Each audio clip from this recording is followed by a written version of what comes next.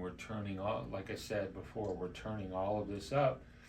We're increasing. Now right now you're gonna do, this is 4 and 6, so we're gonna move, which is 4, and we're gonna do fine movement. So fine movement, there you go, finger tapping. Okay, excuse me, I'm gonna sneeze. Bless you. Thank you. 4 and 6 are, like I say, the movement system. It's the premotor area, and we're making it function while we're doing it.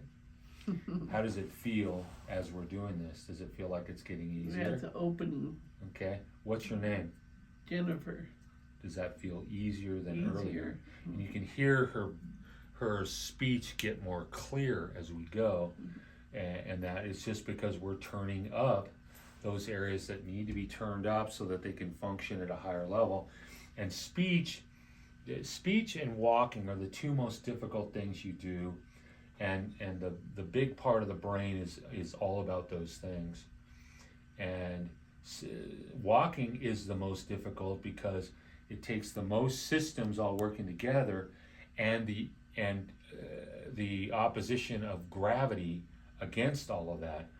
But then speech is number one. I put them both as number one is the most difficult because it's by far the most refined of all movement patterns. That refinement, we can listen to your walking and your talking and get amazing amounts of information, because if something goes wrong, it shows up because it's the most difficult things to do.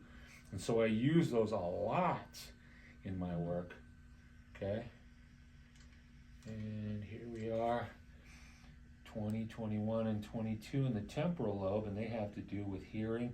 And in the brain, you're always going to have a primary area, like a primary area of hearing.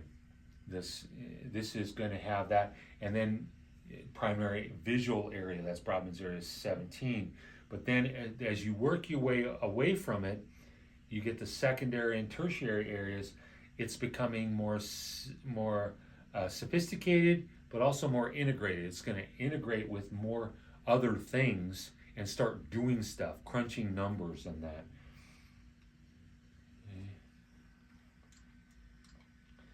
Now this is 39 and 40. That's that in the back here, which is transition between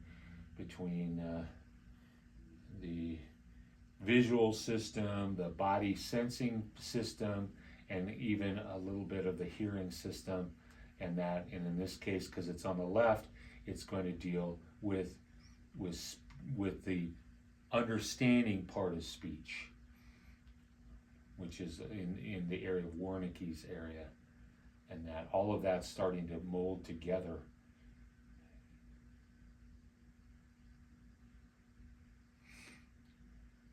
The area that gets up to that area from the back, from the occipital lobe, which is visual, is, we call it 19, Brodmann's area 19, but as it gets right up to that edge, we call it 19 POJ, which is the parietal occipital junction.